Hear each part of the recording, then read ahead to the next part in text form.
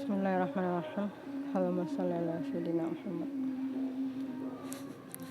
Saya dapat pertanyaan menarik dan saya ingin segera menjawabnya. Alhamdulillah nggak terlalu ribet. Semoga kedengaran. Jadi saya pernah nonton juga itu Sinyahu. Kayaknya dia pakai bahasa itu ya, bahasa Ibrani nggak sih, itu bahasa Yahudi. Dia bilang kepada seluruh pemerintahan Barat kayaknya. Dia mengancam seluruh pemerintahan Barat untuk melawan orang-orang yang ingin melawan mereka atau rakyat yang ingin melawan Zionis. Kalau pemimpin pemerintah Barat ini nggak mau menghentikan masyarakat mendemo Zionis, maka dia akan mengancam untuk menghancurkan semuanya. Ini seperti tekan tombol nuklir mungkin ya. Mungkin maksudnya tekan tombol nuklir mungkin. Jadi saya dapat pertanyaan, bagus juga pertanyaannya ini. Jadi apakah memilih diam dan membiarkan Zionis Zionis dan pemimpin munafik itu ya berlaku sesuka mereka, atau melawan mereka dan membiarkan akhirnya Zionis menekan rudal nuklir dan menghancurkan misalnya di atas 50% populasi misalnya.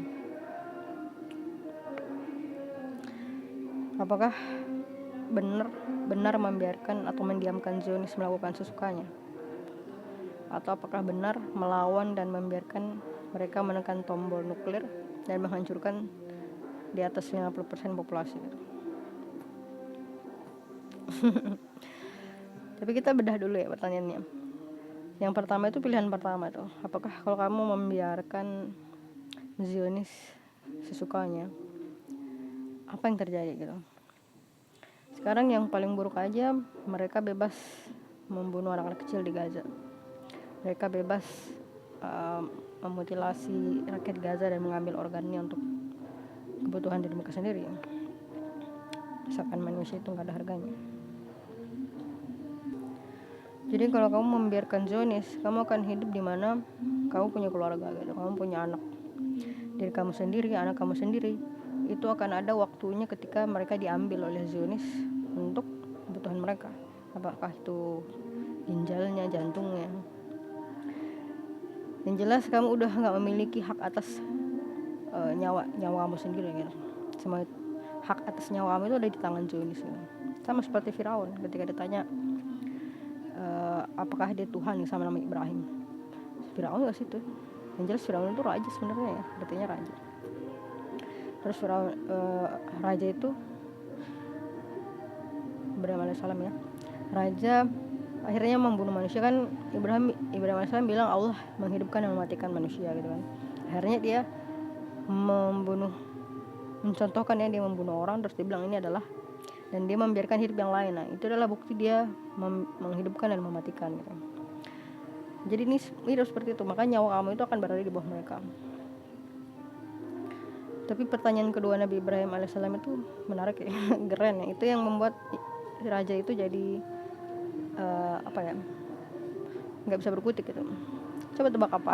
Berkata Nabi Ibrahim, dia tanya Allah itu menerbitkan matahari dari mana? Matahari dari timur ya, dari timur. Jadi dia minta Firaun untuk menerbitkannya dari barat. Nah itu yang nggak bisa dilakukan sama raja itu gitu. Jadi ini contohnya. Jadi kalau kamu membiarkan Zionis tanpa dilawan, kamu akan sampai kepada titik di mana hak hidup kamu itu bukan ada di diri kamu lagi, tapi di tangan Zionis dan pemerintah munafik itu.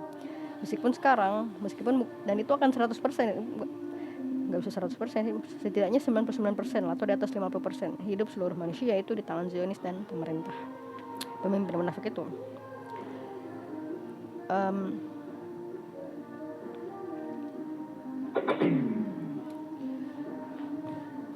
Pertanyaannya apakah kamu mau sampai pada titik itu gitu, atau kamu melawan mereka dan membiarkan mereka menekan tombol nuklir yang menghabisi di atas 50% populasi bahkan tempat hidup. Tapi hak hidup kamu bisa meriset dari awal tentang hak hidup kamu. Setidaknya hak hidup kamu tidak lagi berada di tangan mereka. tapi di tangan diri kamu sendiri, dan kamu memulai dari nol, meskipun itu harus memulai dari nol kembali. Bukan dari nol sih, karena udah ada ilmu kan tentang itu, tapi ya memulai dari awal semuanya gitu. Atau kamu mau mendiamkan mereka dan kamu sampai pada titik hampir semua orang nyawanya kan di tangan mereka, bukan di tangan kamu lagi gitu. Bukan nyawa kamu pun nggak berada di tangan kamu gitu. Kan sekarang nyawa berada di tangan Allah gitu kan, dan diri kita sendiri gitu. Tapi kalau itu dicabut, maka hak hidup kita sendiri berada di tangan mereka. Mereka bebas membunuh siapapun, mengambil nyawa siapapun yang mereka mau, selama mereka mau gitu. Jadi ya pilih sendiri lah. Kalian mau kehidupan seperti itu atau kalian mau plan C gitu. Sebenarnya ada plan C sebenarnya. Jadi plan C itu adalah bersatu dan membuat sebuah planning agar tombol nuklir itu nggak ditekan. Jadi kamu berhasil mengalahkan Zionis sebelum tombol nuklir itu ditekan. Jadi setidaknya kamu nggak memulai dari 80 di atas 50% kerusakan. Mungkin bisa jadi di bawah 50% kerusakan gitu. Yang penting kamu bersatu dan membuat sebuah taktik gitu. Taktik supaya tombol nuklir yang dipegang Zionis itu nggak ditekan.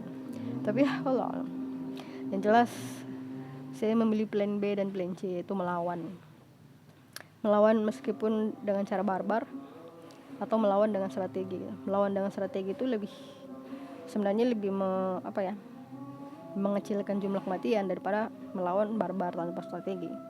Makanya dalam Islam itu Allah izinkan untuk berperang karena dalam perang itu ada strategi untuk melawan. Jadi justru kalau kamu pakai plan B, plan perang barbar gitu kan, itu justru lebih banyak yang mati karena nggak ada plan. Justru perang itu ada planning, ada strategi perang. Itu justru itu lebih mensedikitkan jumlah korban. Makanya Allah izinkan untuk berperang, untuk melindungi diri kamu sendiri. Pokoknya Al-Quran itu perfect. Al-Quran itu ya sudah kurang lebih Al-Quran itu sempurna kan. Makanya dia ciptaan Allah. Makanya saya bilang darah itu kan kamu nggak bisa ciptakan darah kan. Sama seperti Al-Quran, kamu gak bisa ciptakan Al-Quran. Jangankan Al-Quran, satu surah yang menyamai Al-Quran saja kamu gak akan bisa ciptakan ya. Sama seperti darah kamu. Makanya kita bilang ketika kamu gak mampu menciptakan darah kamu gak mampu, sama dengan kamu gak bisa menciptakan Al-Quran, maka kamu gak bisa membenarkan bahwa Al-Quran itu salah. Yang salah itu adalah pemahaman kamu bahwa itu salah. Wallahu a'lam. Semoga kalian, kita semua keluar dari kebodohan ini, karena ya kebodohan yang nyata yang kita lakukan harus diri kita sendiri, karena kamu membiarkan diri kamu dimanfaatkan untuk kejahatan melalui uang kertas, melalui riba, melalui pajak dan sejenisnya. Kita sendirilah yang memilih ini. Makanya kamu harus sadar dan kamu harus mulai memilih yang mana yang benar. Yang paling benar ya menegakkan Al-Quran. Gak ada hal yang paling benar daripada menegakkan Al-Quran, karena aturan yang Allah tetapkan adalah aturan terbaik yang harus dilakukan oleh manusia. Karena Allah yang paling tahu. Wallahu a'lam.